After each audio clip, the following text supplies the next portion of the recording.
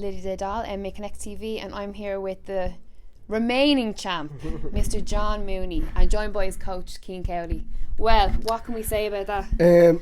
I just came back stronger, and I knew he was a hard work. Yeah, he was tough now. Of course he was, you know what I mean?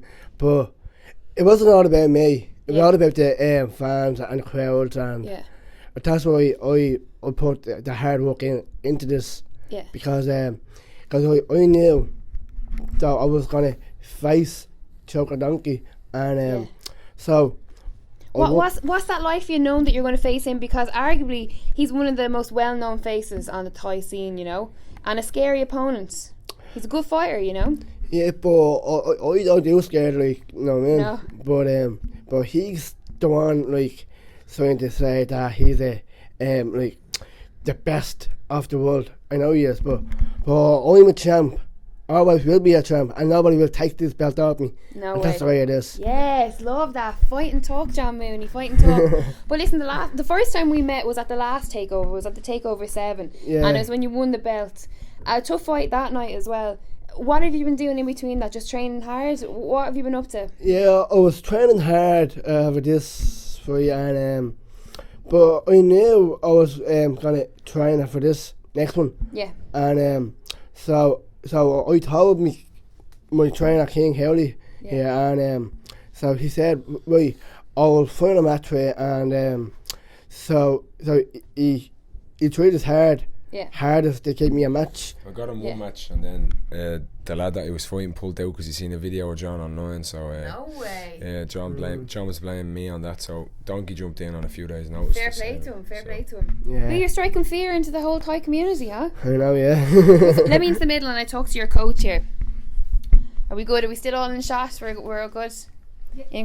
Put that belt on the other side so we can still get it in shot here. Good stuff. The champ suits you. It looks well on you, right? Yeah. But listen, another takeover. Full house out there.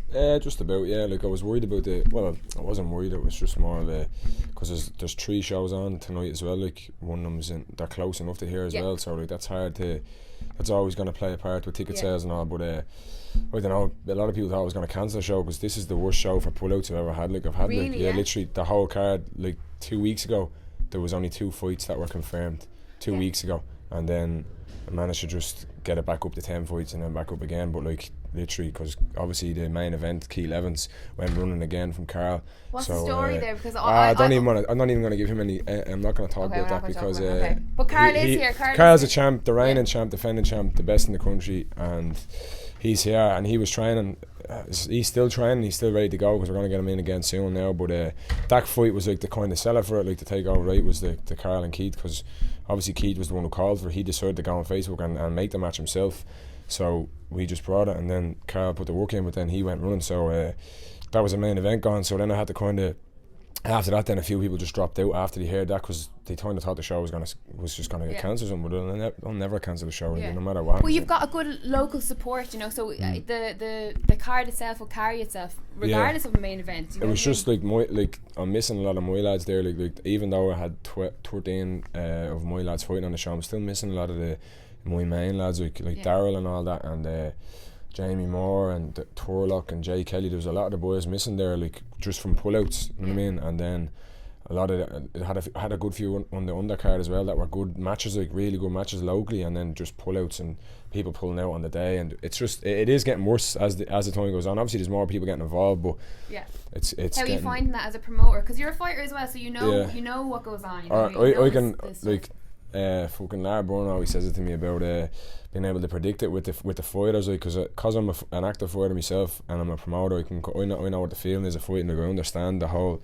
concept that goes through your brain and all that. So like I can always tell. Like I was able to call the Keith fight. I knew he wasn't up for that fight. I was able to call he was going to pull out. I knew he was going to pull out. The same way another couple of the lads, I'm able to tell. I don't know what it is. I can just I think it's because I'm an active fighter. I get them feelings as well, so I know what they're going through. So I can kind of call it. So that kind of helps me a bit as well, because I knew there was 2 or 3 fights here that got pull outs during the week, but I had replacements in the back of my head anyway, because I kind of had an idea on it. You kind of have to do that as a promoter. Yeah, you have to do that, but I think it helps me a lot because I'm young and I'm active and I'm on the scene a lot, and because I have so many fighters, like a stable of like 30 or 40 fighters at this stage, so I'm always away with them fighting, so I'm constantly involved, so that helps me when it comes to promoting that. I'm I feel I'm only like young as well, but people, if even someone was saying down there, it feels like I'm around years, like I'm 30, like, but I'm not. I'm still only a kid, like, you know what I mean? Yeah, just turned 24, yeah. 24, so, Jesus, but like, I've done my first takeover when I was 20, and but I'd done a show before that, like a little amateur show, but like looking back on it now, I just started that show with 10 lads from the gym that I was training. I said, right, let's just put a show on down in Cowley.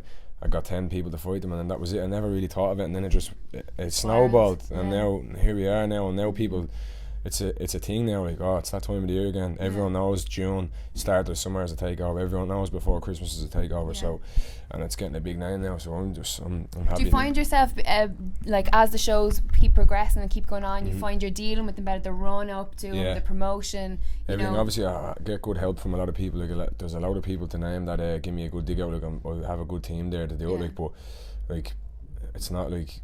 I do a lot, like, I've been building this show up on my own, like as in putting this is all on my head. Like, if anyone was to go along there tonight, or like we were worried because there's only like a couple of tickets, there wasn't even 100 tickets sold yesterday, so like the show wasn't even nowhere near breaking even, like, to cover itself. But so that's all on my head. It's Cian Cowley's head who that comes back on, so like I have that all on my shoulders as well, like, along with my own career, trying to train. I'm injured now as well, and then that's messing with my head, and then just a lot of things. But I love it, and I'm never gonna like, it's never gonna break me. People obviously want to see me fail and want to see me break, and there's a lot of like, especially now lately, the amount of hate that I'm getting off people is crazy. Well, you know, that's a good sign, right? That I love that though. Like, and even when I get texts off stupid, I'm not even, there's no like off people just always trying to have like kind of wanting to kind of just want to spark something with me, like, you know what I mean, like wanting to try to have, but I just laugh it off, because then I go and have a night like this, and this is gonna blow up after this now, and then. And I mean, I'm gonna come back from injury and I'm gonna just blow up on the scene then, and I know it's all coming. You know what I mean? They all hate that, like, that makes me happy when I just know that I can sicken all them cunts that diss me. Sorry if I cuss them, but that's what they are. So yeah, absolutely. And listen, if they've enough time to be like hating on someone else, they mustn't be doing much in their own lives. You know what I mean? Yeah. But listen, you're training away. I know you are injured. You just had a serious surgery. But how is everything? Yeah, it's all good now. Like, I have this cast. I'm getting this off in 2 weeks, and I'm going into another one then, and then.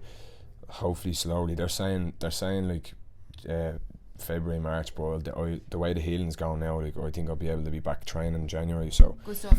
Too early for plans yet, or no, I'm just gonna get back training in the gym. I'm not gonna be doing much punching, so I'm just gonna be doing loads of jiu-jitsu for like a good few months. I'm gonna do it in the gi as well, because I'd love to just be able, like, my goal for 2017 is to get a blue belt as well. Like, that's on my mind a lot. So.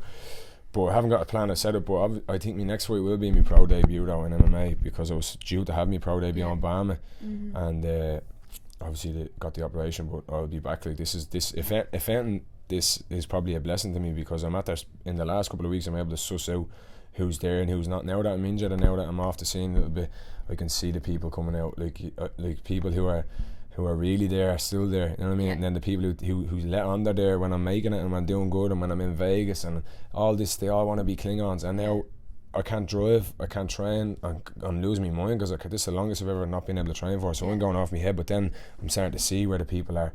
Like, where's everyone that says they're there for me? Where are they now? There's only a couple of people I can name. So it is a good thing. So now I'll know when I go back to it, they're all going to come back, and I'll just have that circle tight then. And obviously, and you know, been involved with, obviously, in Vegas with Conor, part of SBG, John Kavanagh, Conor McGregor, Owen Roddy, the whole team, and then you're getting to celebrate, you know, the highs of them as well. You're obviously going to attract a lot of, you know, positive and negatives. You know what I mean? Like, how has that been? Like, that's what in the last like 6 months or so, I've just have people just like, it's mad. It's obviously to do with a lot to do with Conor. Like, they probably hating that they see me with, like, I'm in there with Conor and we're going like I'm training, and then he's been in fights and we're going celebrating and having a good time, and life's great, and I live in the life, traveling the world. Like, you know what I mean? I've been everywhere. Like, in the last 2 years, like literally, and it's getting bigger and better. So that's obviously just killing them. Like it's people in my own area. That's what sickens it, and people that are in my own sport. That's what. But I don't let it get to me. It actually makes me want it, because then when I think of them things, it motivates me to go, right, I'm gonna go and set this up or set that up so I can get this and get that. You know what I mean? Yeah, of course, absolutely, and we have our support. We're always behind you, and you know, fair play to you. You're young, and you've got your shit together. You know what I mean? And you're making an impression on the scene. Do you know what I mean? Like, so screw 'em. Like, you can't hate on that. I don't think you can anyway. But listen, back to the champ before we let both of you go. How proud are you of your coach here tonight? I was being proud of him. Yeah. And because every time I get proud of him, and he gets proud of me, of course. That I did all the like hard session that I did over the years, and that's why I was just thinking about coming back, and taking the belt back. And now you have it. You're the champ. You're the remaining champ. Can't wait. And you know, the last time we had John for the interview, you know how many views it's after getting? 12,000 views. 12,000 people have watched that interview. I know, What do you have to say? Because they're all going to be watching this again. What have you got to say to them? I just want to say thank you very much to each other out there, and so I'll put on another good show next time for all the viewers, and thank you for your reports. Absolutely, thank you very much, and we look forward to seeing you again, defending the belt again, alright? And as always, thank you very much. I'm having a great night. We're in the middle of here, and I'm loving it. Thanks for MMA Connect TV for covering the show as well. It means a lot having you here covering. This gives us the exposure that we need, so thanks very much. No problem, Cian. Thank you. A pleasure to be here. I'll let you get back. Enjoy the belt. Bye, babe. I'll talk to you soon.